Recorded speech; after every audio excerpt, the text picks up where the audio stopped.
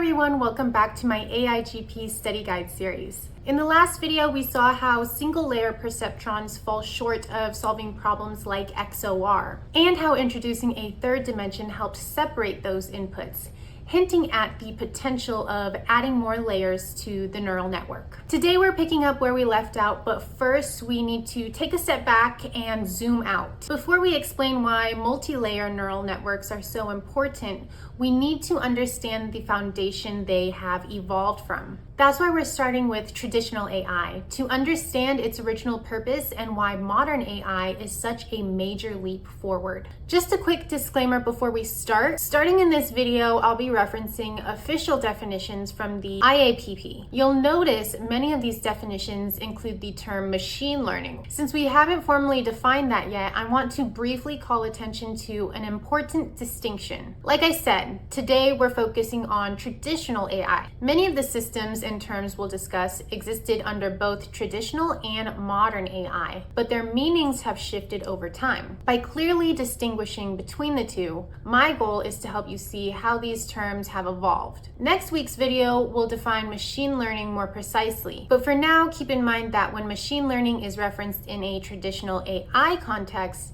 it reflects a very different philosophy than how we understand it in modern AI. Let's start with a recap. In the previous video, we defined AI as systems or machines that mimic human intelligence to perform tasks and can iteratively improve themselves based on information they collect. Now, the IAPP's definition expands on this a lot more. Artificial intelligence is a broad term used to describe an engineered system that uses various computational techniques to perform or automate tasks. This may include techniques such as machine learning, in which machines learn from experience, adjusting to new input data, and potentially performing tasks previously done by humans. More specifically, it is a field of computer science dedicated to simulating intelligent behavior in computers. It may also include automated decision-making, which we'll discuss more in the next video. So that is the broad umbrella definition of AI.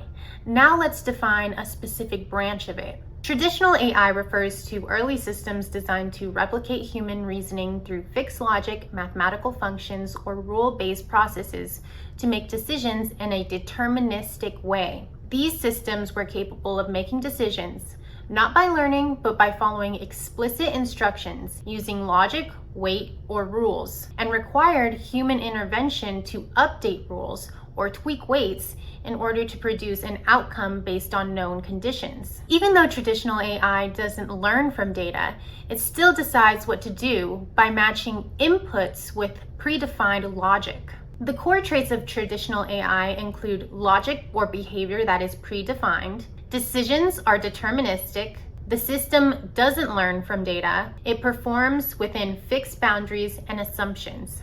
So when we say a system is deterministic, we mean it behaves in a completely predictable way. If you give it the same input 100 times, it will produce the same exact output every time. That's because everything it does is based on predefined logic or rules. There's no randomness, flexibility, or learning. Therefore, deterministic systems can't adapt to new situations, handle ambiguity, or improve through experience. This predictability is a key trait of traditional AI, and it is one of the biggest differences between traditional and modern AI. By the way, the IAPP defines input data as data provided to or directly acquired by a learning algorithm or model for the purpose of producing an output. It forms the basis for machine learning models to learn and make predictions and carry out tasks. But like I said earlier, we'll discuss more about machine learning at a later time. For now, let's look at some examples of traditional AI. One good example is the single-layer perceptron. It is deterministic. Once it's trained and the weights are set, it becomes a locked system. That means every time you give it the same input, it will always produce the same output. It applies a very basic formula, and there is no feedback loop to update its weights after that. So even though the single-layer perceptron is technically a neural network, it behaves more like a rule-based system, making it a deterministic traditional AI model. Now, how does traditional AI make decisions? Even though it doesn't learn from experience, it still uses built-in logic to reach conclusions or choose actions. Different forms of traditional AI use different strategies for decision-making. So what exactly do I mean by all forms of traditional AI? In early AI, there were several different foundational approaches to building AI systems. The two most widely studied were symbolic models, which use logic and rules to simulate expert-level thinking, and connectionist models, like the single-layer perceptron, which made decisions based on mathematical functions and weights. These systems use very different techniques, but they share the same core limitation. They could not improve autonomously. But before we explore each model, let's clarify a key term you will hear. Model. A model is a mathematical representation that is trained to recognize patterns in data and make predictions or classifications based on those patterns. In short, it maps inputs to outputs. So let's take a look at both of these traditional AI models. Let's start with one of the earliest models in traditional AI, connectionist. As we're already familiar, the perceptron mimics how a neuron works in the human brain. It's a mathematical model that maps inputs to outputs, often used for binary classification, by calculating a weighted sum and passing it through an activation function. Even though Rosenblatt's original design included 3 layers, sensory, association, and response, only the output weights could be adjusted. That's because the association layer wasn't trainable, meaning it didn't receive feedback. Learning was guided by humans manually tweaking the parameters. Eventually, we would achieve innovations like hidden layers, backpropagation, and gradient descent, which would transform these early models into modern machine learning systems that we use today. Quick note, the IAPP defines a neural network as a type of model used in deep learning that mimics the way neurons in the human brain interact with multiple processing layers, including at least one hidden layer. This layered approach enables machine-based neural networks to model complex, nonlinear relationships and patterns within data. Artificial neural networks have a range of applications such as image recognition and medical diagnoses. You can see in this definition the IAPP gave to us that they're already referencing modern AI, but we're not there yet. So for now, let's explore another category of traditional AI. Symbolic AI, also known as good old-fashioned AI, works very differently. Instead of mimicking the brain, it relies on logic, structured reasoning, and rule-based systems. Again, there's no learning involved. The system follows human-defined if-then rules, applying them repeatedly without adjusting to new data. The rules are stored in structures like decision trees or rule bases, and the system then manipulates symbols. Now, what does manipulating symbols mean? Symbols are the representations used by the system. They can represent facts, concepts, objects, actions, and rules. Therefore, to manipulate a symbol means to perform a logical operation on a label using a predefined rule. The system doesn't understand what the symbols mean, but it can process them according to formal logic. Think of it like solving a math equation with letters instead of numbers. If the rule is if A and B, then C, the system doesn't know what A, B, and C are. It just applies the rule. If A and B are true, then make C true. It's doing symbolic reasoning, not semantic understanding. However, if-then is just one form of symbolic reasoning. Symbolic AI can also use structures like semantic networks, frames, ontologies, or predicate logic, all of which manipulate symbols without understanding them. Symbolic AI decides by checking which symbols are currently active, matching them to a rule, and then applying that rule to generate new symbols. This is also a core mechanism of one of the most well-known forms of traditional AI, the knowledge-based system, or KBS. A knowledge-based system is a program designed to solve complex problems or make decisions using structured knowledge rather than hard-coded logic. These systems first emerged in the 1970s and 80s as part of traditional AI development. Many KBSs are built using production rules, those classic if-then statements. but not all of them follow a decision tree structure. Some of them use case-based reasoning, semantic networks, or even formal ontologies to represent knowledge. A key feature of KBSs is they keep the knowledge separate from the program's control logic. This allows the system to reason dynamically over that knowledge, making it easier to update or expand over time. Ultimately, the goal is to simulate expert-level decision-making within a specific domain, like medical diagnoses, legal reasoning, or technical troubleshooting. Many traditional-based systems, like rule-based and expert system, include a knowledge base, working memory, inference engine, and decision output. These components form the core of the classic symbolic AI architecture: a knowledge base, where facts and expert rules are stored, an inference engine which scans those rules and choose what to apply based on the current input, a working memory that holds the current facts about the situation, and a decision output action that is the result of the rule that was applied. However, other KBS types, such as case-based or ontology-driven, may structure their components differently, relying on similarity or semantic inference instead of explicit logic rules. The way data flows through a KBS is when it first enters through the user interface, it will be stored in the working memory, which holds the current facts, like symptoms. Next, the inference engine scans the rule base for matching conditions. It fires a rule. The action is returned. The working memory may be updated with new facts to continue reasoning, and this would be called forward chaining because the decision leads to the next. So how does a KBS decide? Let's zoom into the inference engine, which in this case is using a decision tree model. First, an expert will input rules into the knowledge base. Now, suppose the input data is based on the temperature being 97 and symptoms being cough and chills. The system scans the rule base and fires the matching rule: suspect flu. So again, the system isn't learning, it's just matching inputs to predefined rules. What you're seeing here is decision tree logic, but not the modern AI machine learning kind. It's a fixed hard-coded branching structure designed by humans. A decision tree is a type of supervised learning model used in machine learning that represents decisions and their potential consequences in a branching structure. Each internal node tests the condition, and each branch represents an outcome, until a leaf node delivers a conclusion, like suspect measles. While decision trees are often used in modern AI machine learning, traditional AI systems also use this structure with hard-coded logic, just like we've seen. Okay, let's take a step back. This might seem surprisingly simple, almost like any other conventional program. So what exactly makes it AI? To make that distinction clear, we'll walk through a rule-based, knowledge-based system and compare it to standard programming.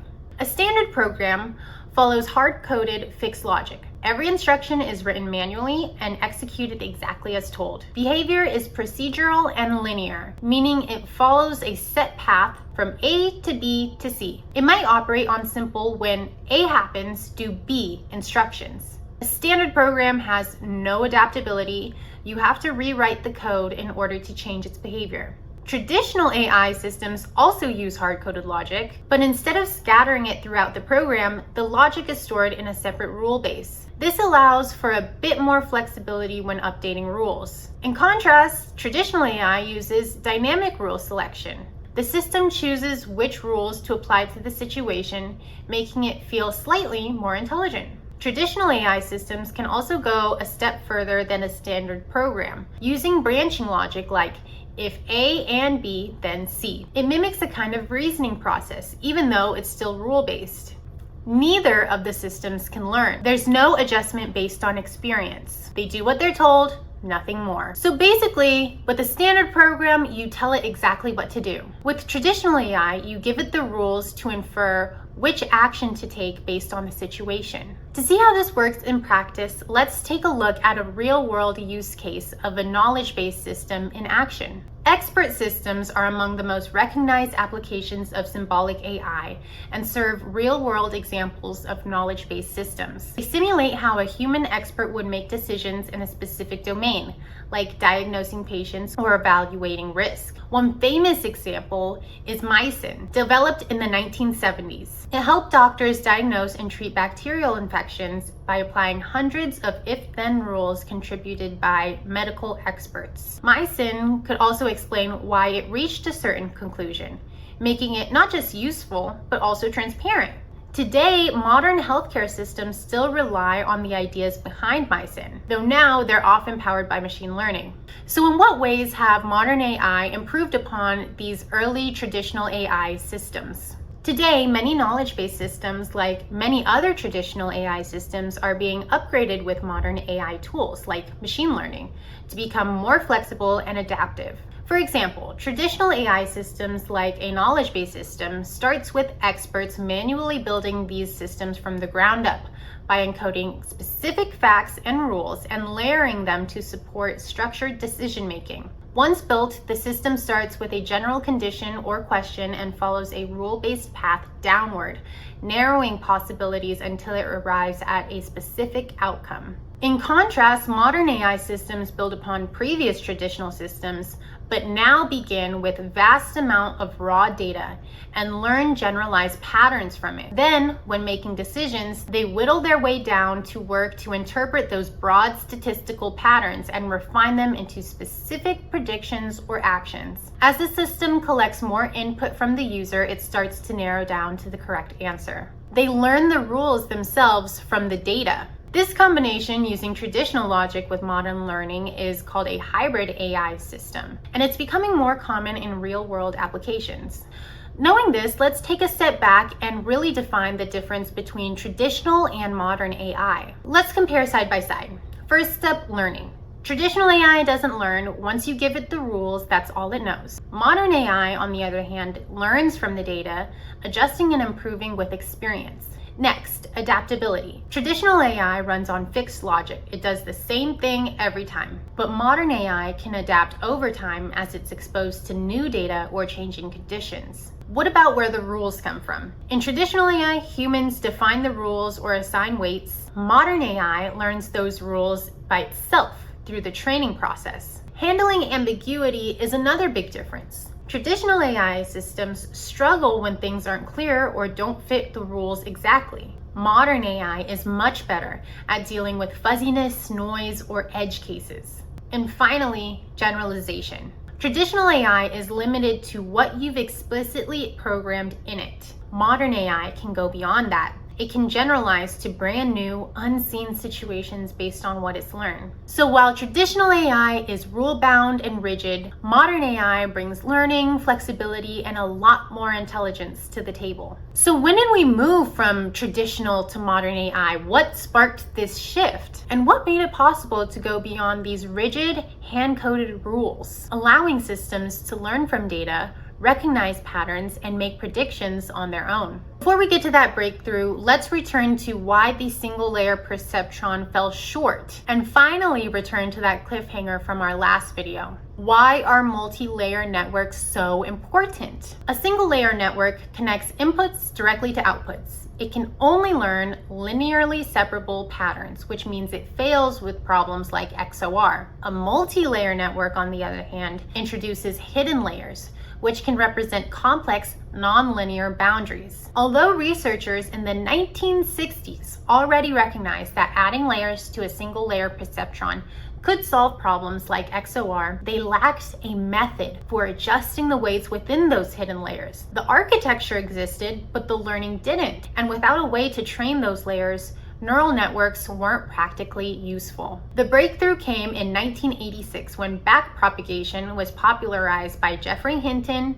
David E. Rumelhart, and Ronald J. Williams. For the first time ever, we had a way to send error signals and adjust weight backwards through the layers. That reopened the door to real neural network learning. Once we could train every layer in the neural network, deep learning became possible, and that changed everything. I'll dive more into deep learning in the next video, but for now, know that backpropagation was the algorithm that allowed this to be possible. An algorithm is the procedure used to train a model. IAPP defines it as a procedure or set of instructions and rules designed to perform a specific task or solve a particular problem using a computer. In other words, it's the step-by-step method to improve accuracy. Let's take the perceptron, for example. The perceptron has core logic, a basic function that determines an output based on whether an input passes a certain threshold. In other words, it decides what output to give. But that's separate from the perceptron learning algorithm, which figures out how to adjust the weights during training so the outputs get better over time. So while the perceptron logic handles decision making, learning algorithms help the model learn. And this is where backpropagation and gradient descent come in. They're two different algorithms specifically designed to improve learning by updating the model's internal parameters during training. So let's tackle the big scary word in the room. Backpropagation. Backpropagation is a machine learning algorithm used in training artificial neural networks. It works by calculating how much each weight and bias contributes to the model's prediction error, also known as the loss, and then propagates that error backward through the network to update those parameters. Backpropagation facilitates the use of gradient descent algorithms, which are an optimization method that actually pushes those parameters in the right direction and by the right amount to reduce future errors and improve predictions. Backpropagation is the algorithm for determining how a single training example would like to nudge the weights and biases, not just in terms of whether they should go up or down, but in terms of what relative proportions to those changes cause the most rapid decrease to the cost. Let's revisit what we mean by loss. After each forward pass, which is when the input data is pushed forward in a neural network, a loss function measures the difference between the model's predicted output for a given input and the correct desired output for that input. The goal is to quantify inaccuracy in a way that it appropriately reflects the direction and magnitude of the error for each input. In either case, right now, all we're going to do is focus our attention on one single example, this image of a 2. What effect should this one training example have on how the weights and biases get adjusted?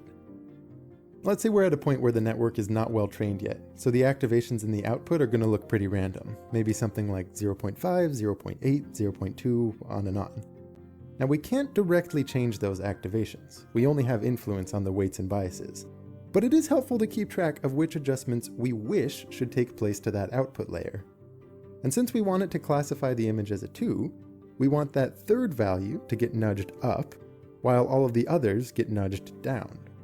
Moreover, the sizes of these nudges should be proportional to how far away each current value is from its target value. Now that we've seen how a single example influences weight updates, let's zoom out. If we think of loss as a point on a graph, our goal is to minimize it. This means to find the lowest point, or the point where predictions are the most accurate. But how do we know which direction to get there? But just telling the computer what a crappy job it's doing isn't very helpful. You want to tell it how to change those weights and biases so that it gets better. To make it easier, rather than struggling to imagine a function with 13,000 inputs, just imagine a simple function that has one number as an input and one number as an output. How do you find an input that minimizes the value of this function?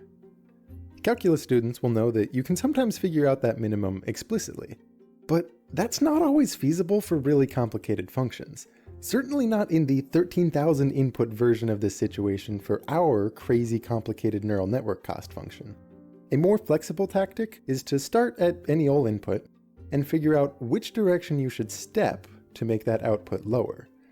Specifically, if you can figure out the slope of the function where you are, then shift to the left if that slope is positive, and shift the input to the right if that slope is negative. If you do this repeatedly, at each point checking the new slope and taking the appropriate step, you're going to approach some local minimum of the function. And the image you might have in mind here is a ball rolling down a hill. And notice, even for this really simplified single input function, there are many possible valleys that you might land in, depending on which random input you start at. And there's no guarantee that the local minimum you land in is going to be the smallest possible value of the cost function. In machine learning, that direction comes from the gradient. Even though we give the model the correct outputs during training, or in this case, the line that maps the inputs to the outputs. So instead it uses the slope of the loss function, also known as the gradient, to figure out which direction to move to reduce the loss the fastest. The gradient is a complete list of values, one for every weight and bias. that tells us how the loss would change if we adjusted each of those parameters slightly. It's like a slope, but in many dimensions, and it points in the direction where the error increases by the fastest. By moving in the opposite direction, hence descent, we adjust the model parameters to reduce the loss and improve learning. Now let's take a look at how this works visually when our function exists in more than just 2 dimensions. Bumping up the complexity a bit, imagine instead a function with 2 inputs and 1 output. You might think of the input space as the xy plane, and the cost function as being graphed as a surface above it. Now instead of asking about the slope of the function, you have to ask which direction should you step in this input space so as to decrease the output of the function most quickly. In other words, what's the downhill direction? And again, it's helpful to think of a ball rolling down that hill. Those of you familiar with multivariable calculus will know that the gradient of a function gives you the direction of steepest ascent. Basically, which direction should you step to increase the function most quickly? So what is gradient descent really doing? Gradient descent is the optimization algorithm that actually applies the gradient calculated by backpropagation to move weights in the opposite direction of the slope, toward lower loss. Over many iterations, it gradually tunes the network's parameters like a hiker taking the steepest downhill path at every step. Think of it this way. Without gradient descent, you are like a hiker blindly stumbling down a hill. With it, it's like someone saying, step this way. The ground drops the fastest that way. Step there. That is the power of the gradient. It tells you where and how much to adjust so the model learns efficiently. And the same logic continues through every layer back into the network. But keep in mind, zooming out one step here, this is only what that digit 2 output neuron wants. Remember, we also want all of the other neurons in the last layer to become less active. And each of those other output neurons has its own thoughts about what should happen to that second to last layer. So, the desire of this digit 2 neuron is added together with the desires of all the other output neurons for what should happen to this second to last layer. Again, in proportion to the corresponding weights, and in proportion to how much each of those neurons needs to change. This right here is where the idea of propagating backwards comes in. By adding together all these desired effects, you basically get a list of nudges that you want to happen to the second to last layer.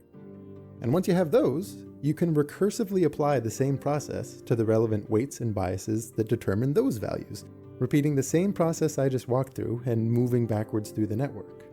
So, quick recap. The loss function calculates how wrong the model's prediction was. Backpropagation calculates the gradients, which show how much each parameter, like a weight or bias, contributed to the error and in which direction it should change to reduce that error. The gradient descent then applies those gradients and step-by-step adjusts those weights towards a better guess. This breakthrough allowed backpropagation to update all layers of the neural network, not just the final one. This enabled deep networks to learn complex nonlinear patterns, a major leap forward beyond the limits of the single-layer perceptrons. But this was more than just a technical breakthrough.